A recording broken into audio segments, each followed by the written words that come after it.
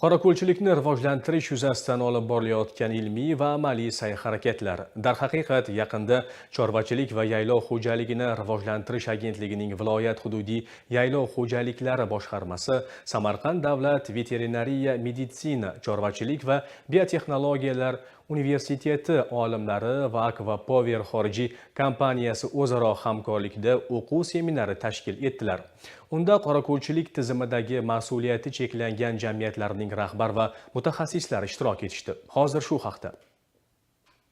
Hozirgi kecha kunduzda viloyatimizda yaylovlarni har tomonlama muhofaza qilish va cho'l o'simliklarini asrash hamda ko'paytirish maqsadida tizimli ishlar olib borilmoqda. Davlatimiz rahbarining o'tgan yil 30-yanvardagi yaylovlarni muhofaza qilish va ulardan oqilona foydalanishning zamonaviy mexanizmlarini joriy etish chora-tadbirlari to'g'risidagi farmoni bu boradagi ishlarni yangi bosqichga olib chiqdi. Qisqa vaqt oralig'ida farmon asosida sohaga daxldor korxona mutaxassislari tomonidan viloyatning 11 ta tumanda xatlov ishlari amalga oshirildi. Xatlov natijalariga ko'ra Buxoroning jami yaylov yerlari 2.601 gektarni tashkil etmoqda. Yaqinda Kogon tumanida chorvachilik va yaylov xo'jaligini rivojlantirish agentligining viloyat hududiy yaylov xo'jaliklari boshqarmasi, Samarqand davlat veterinariya meditsinasi, chorvachilik va biotexnologiyalar universiteti olimlari va viloyatda faoliyat ko'rsatayotgan xorijiy kompaniyasi vakillari o'zaro hamkorlikda chorvachilikni rivojlantirish maqsadida yaylovlardan samarali foydalanish, naslchilik ishlarini yaxshilash, oziqlantirishni to'g'ri tashkil etish va kasalliklarni oldini olish mavzusida o'quv seminari o'tkazdilar. Unda davlatimiz tomonidan qorako'lchilikka qaratilayotgan yuksak e'tibor, yaylovlarni asrab-avaylash, cho'l degradatsiyasini oldini olish borasidagi aniq va muayyan ishlar va sohani har tomonlama rivojlantirish bilan bog'liq yana boshqa bir qator muhim va dolzarb masalalar muhokamalar markazida bo'ldi.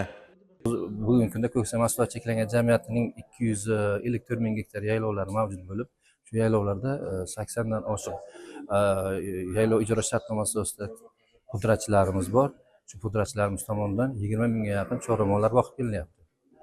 Cho'ramollarni ko'paytirish, Prezidentimizning 2 farmonlari chiqdi. Bu farmondan asosan oziq-ovqat xavfsizligini ta'minlash bo'yicha hamda go'sht, sut, jun, po'stak mahsulotlarini yetishtirib, bularni yanada ko'paytirish maqsadida farmonlar ijrosi bo'yicha ishlar olib borilmoqda. Shuni alohida aytishimiz kerakki, yaylovlarda degradatsiyani oldini olish, ularni samaradorligini oshirish bo'yicha Ko'ksim mahsulot cheklangan jamiyatining 300 gektardan ziyod yeri urug' olib, qaytadan texnikalar bilan ekilib, uni zagonlarni o'rab oldik. Shu mahsulot cheklangan jamiyatining 80 dan ortiq pudratchilari bor. Shu pudratchilarni har qaysiga alohida berkitilib 50 gektardan degradatsiyaga uchragan yerlarni urug'lantirib, boyitib, ularni rivojlantirish chora-tadbirlari kelishib olingan va maqsad qilingan.